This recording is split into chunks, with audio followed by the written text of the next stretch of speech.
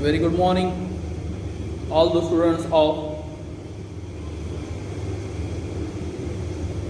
6th standard. We are learning here 5th lesson of our history.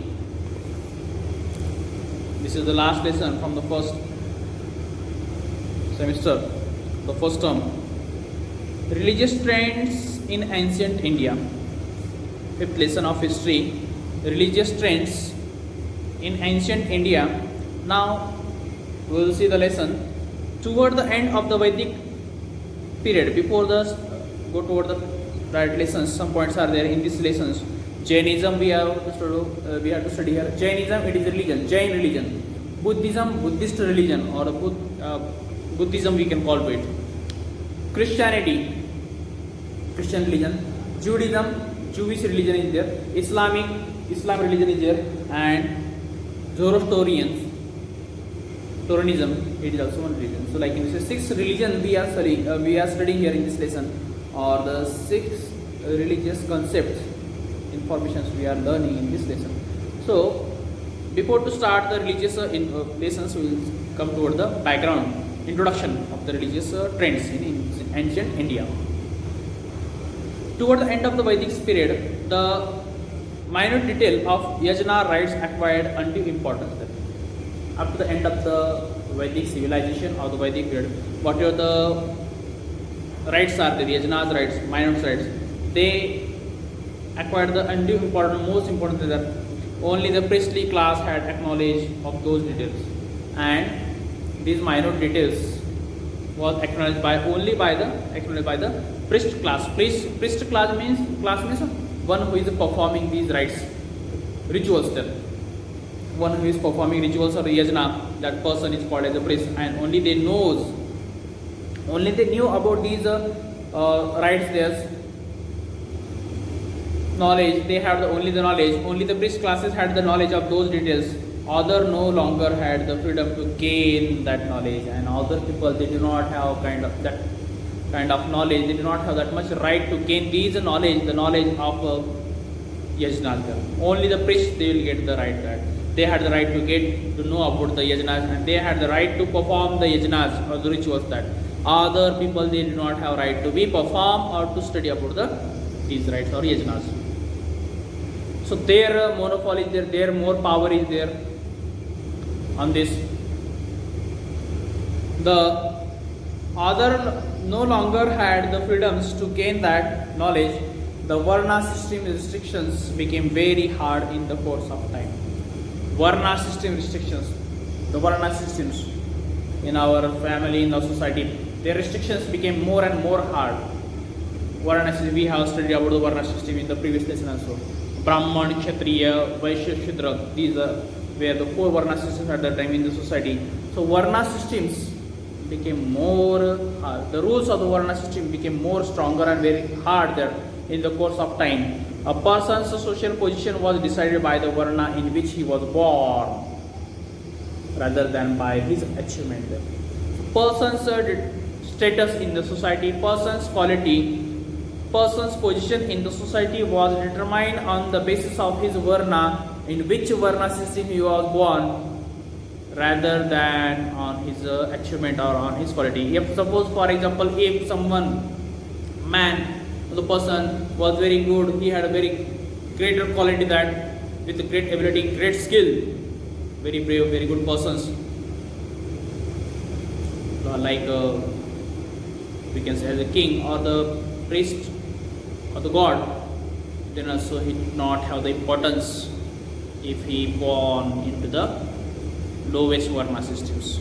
So person's position or the status in the society was determined on the basis of the person's birth, on the person's birth Varna, in which Varna or in which system he was born. On the basis of the person's birth, they determine the position or the status of the persons, not by on his achievement or not by on his quality. That in which caste system he was born, on the basis of the caste system they determine the status. For example, someone born in a highest caste system And if he is not clever, he is a dull idiot, then also he gets the more status, more highest status, respect in the society, highest position in the society. Why? Because he was born in the highest class, in high class, or in the upper varna systems, upper caste varna systems. This situation was there at the time in the society. That is why from the, so what is here? So person's social positions was decided by the varna into which he was born rather than by his achievement. That is why from the Upanishad period, so because of that only, from the Upanishad period, we see that attempts were made to give a wider scope to religious thoughts, not restrict it only to yajna right there.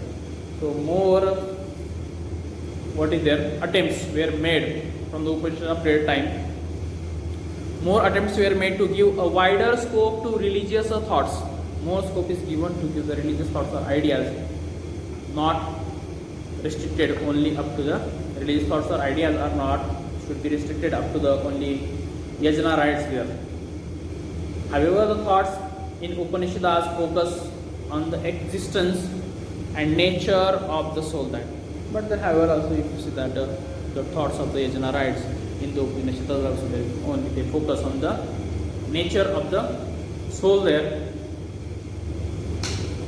It was difficult for the ordinary people to understand it, and common or ordinary people, they were unable to understand. It was difficult for the common or ordinary people to understand the yajna rites there, which was given into Upanishads there.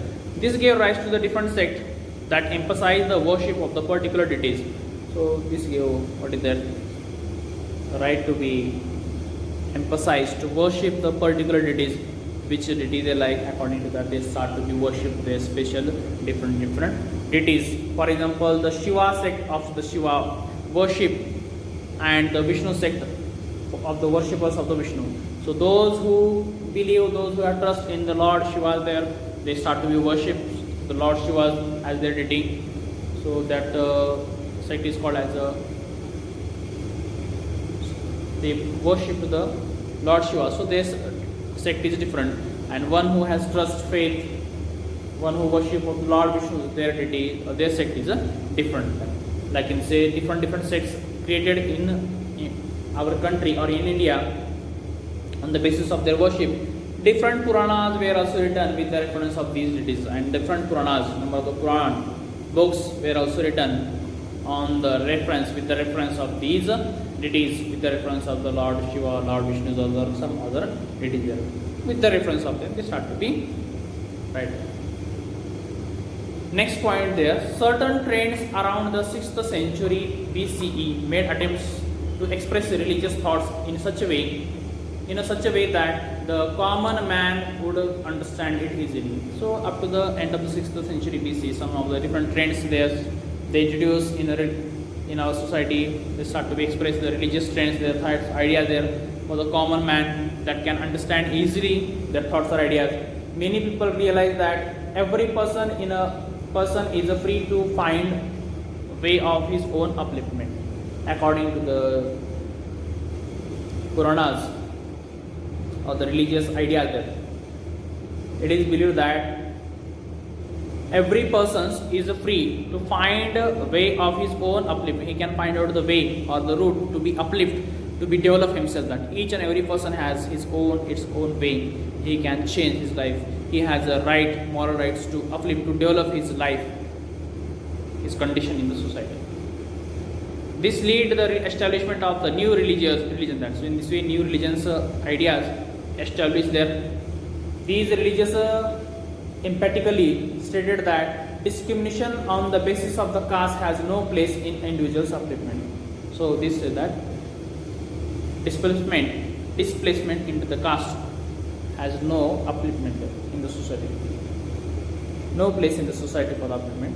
The work of Vardhaman Mahavir and Gautam Buddha of the social importance among the proponents of the new thoughts. So those who introduced the new thoughts, new idea about the caste systems, about the Varna systems, among that reformers or the really holy persons like Vardhaman Mahavir and Gautam Buddha, their idea, their thoughts, that lot of importance.